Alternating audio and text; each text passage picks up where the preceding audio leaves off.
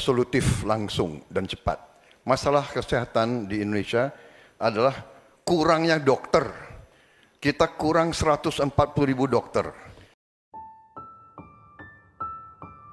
Kami ingatkan kepada calon presiden untuk bisa menyimak baik-baik pertanyaan karena hanya akan dibacakan satu kali. Baik. Pertanyaan untuk calon presiden nomor urut 3, Bapak Ganjar Pranowo.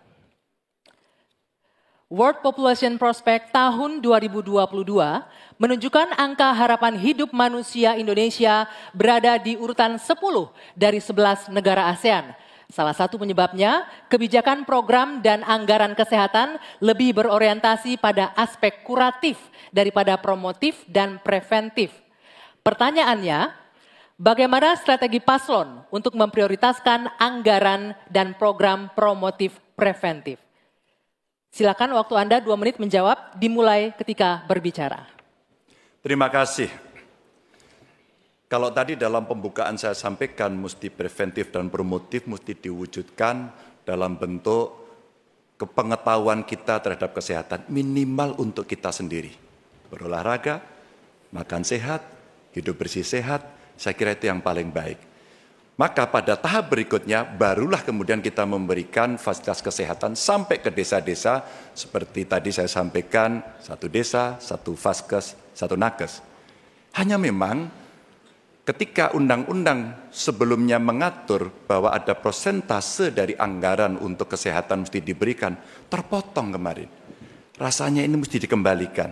Angka 5-10% menjadi angka yang bisa memastikan dalam politik kesehatan kita layanan itu akan jauh bisa lebih baik. Namun ingat, kalau kita bicara angka harapan hidup, maka terhadap mereka mesti mendapatkan layanan kesehatan baik, mereka mesti mendapatkan hiburan yang baik, budayawan juga bisa membantu mereka untuk bisa membahagiakan mereka.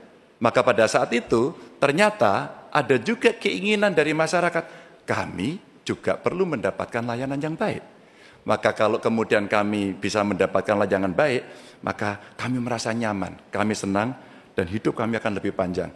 Maka peran posyandu, peran dasawisma, peran kelurahan, RT itu menjadi kekuatan yang luar biasa. Di samping tentu saja pemerintah akan mendampingi dalam setiap kebijakan yang ada.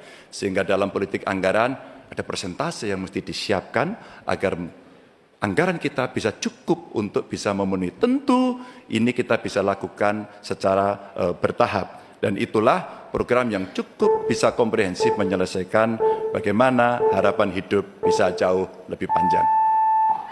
Ya, selanjutnya kami berikan kesempatan untuk Capres nomor 1 Bapak Anies Baswedan menanggapi jawaban yang disampaikan oleh Pak Ganjar. Silakan Pak Anies, waktu Anda 1 menit dimulai ketika berbicara. Yang tadi disampaikan baik dan izinkan saya meneruskan bahwa salah satu persoalan utama adalah pusat kesehatan masyarakat kita saat ini diarahkan terlalu fokus pada hal-hal yang sifatnya kuratif. Lalu urusan kesehatan seakan menjadi urusan Kementerian Kesehatan dan Dinas Kesehatan saja. Dan salah satu masalah utama adalah banyak yang disebabkan oleh pola hidup yang tidak sehat. Karena itu kami melihat yang disebut sebagai promotif, preventif, kuratif ini harus seimbang. Jadi kesehatan itu harus lintas sektoral. Kami pernah lakukan ini di Jakarta. Yang kita kerjakan misalnya membangun air bersih misalnya di Kepulauan Seribu supaya mereka dapat air yang sehat. Yang kedua membangun taman-taman, membangun jalur sepeda, kemudian membangun trotoar, membuat orang berjalan kaki, festival olahraga. Jadi unsurnya adalah lintas sektoral supaya dana itu bukan hanya pada Dinas Kesehatan tapi pada semua bidang yang terkait dengan preventif promotif. Ya.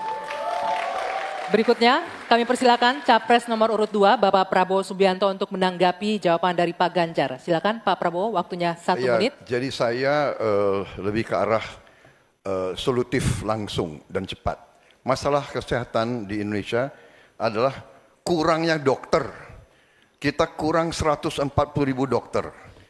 Itu utama. Bayangkan kalau ada yang kena stroke atau serangan jantung, 2 sebab yang paling besar kematian di beberapa kabupaten tidak ada spesialis jantung atau spesialis stroke. 2, tidak ada perlengkapan yang memadai. CT scan, PET scan, jarang ada di kabupaten.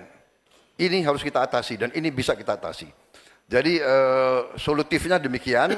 Dan yang paling penting dalam preventif adalah makan bergizi untuk anak-anak dan ibu-ibu yang melahirkan. Makan bergizi ini meningkatkan daya tahan, imunitas, mencegah penyakit. Ini adalah strategis sekali. Makan bergizi untuk anak-anak Indonesia. Ya, terima kasih. waktunya habis. Ya. Silakan Bapak Ganjar Pranowo menanggapi jawaban tadi. Silakan direspon jawaban.